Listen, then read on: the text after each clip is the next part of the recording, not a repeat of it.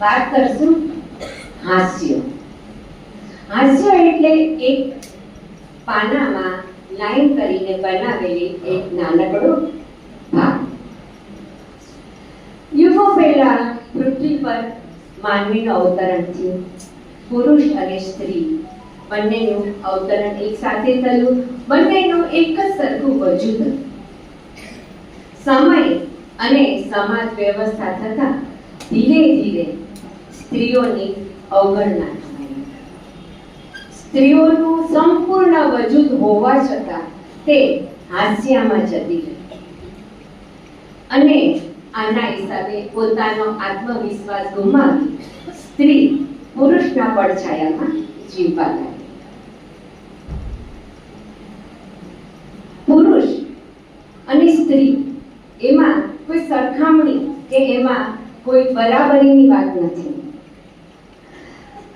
એવી પણ વીરાંગનાઓ થઈ છે કે જેઓએ પોતાનું વજૂદ સ્થાપિત કર્યું છે અને ઇતિહાસ રચ્યો છે.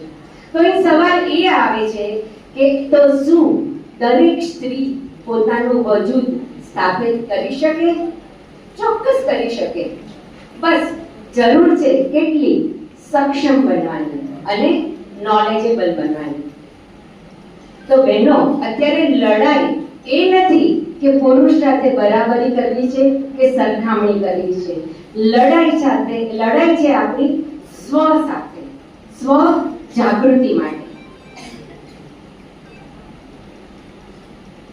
એની માટે આપણે એક જ વસ્તુ કરવાની છે કે આપણે બહેનો પોતાની જાતને કમજોર, નગણ્ય અને અસમર્થ સમજવાનું બંધ કરે.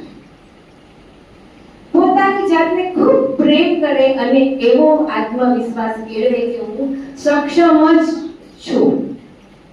અને આત્મવિશ્વાસ જ એક પહેલું પગથિયું છે સ્વ જાગૃતિ માટે.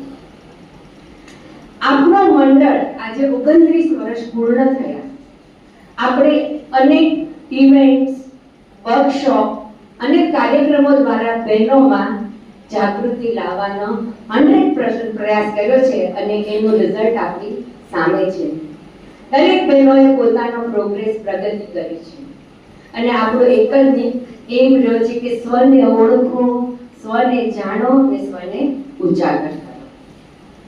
હવે આ સાથે સમાજ અને કાનૂન બહેનોને સમર્થ બનાવવા માટે અનેક યોજના, અનેક અધિકારો, અનેક લાભ પ્રોવાઈડ કરી રહ્યા છે. ઘણા બધા બહેનોને આની વિશે કદાચ ખબર નથી. તો આજે આપણે એ વિષય પર પ્રકાશ પાડવા માટે અત્રે ભેગા થયા છે. તો આપણે આ જાણકારી લેવાની છે, સમજવાની છે અને જીવનમાં ઉતારવાની છે અને આપણી જે સ્વ જાગૃતિ છે તેને વેગ આપવાનો છે. અને જે બેન આપણું અસ્તિત્વ હાસ્યમાં વયું ગયું છે એને બહાર કાઢી અને આખા પાના ઉપર પાથરવાનું છે. તો બધી બહેનો રેડી છે સ્વ જાગૃતિ માટે? યસ. ઓકે. તો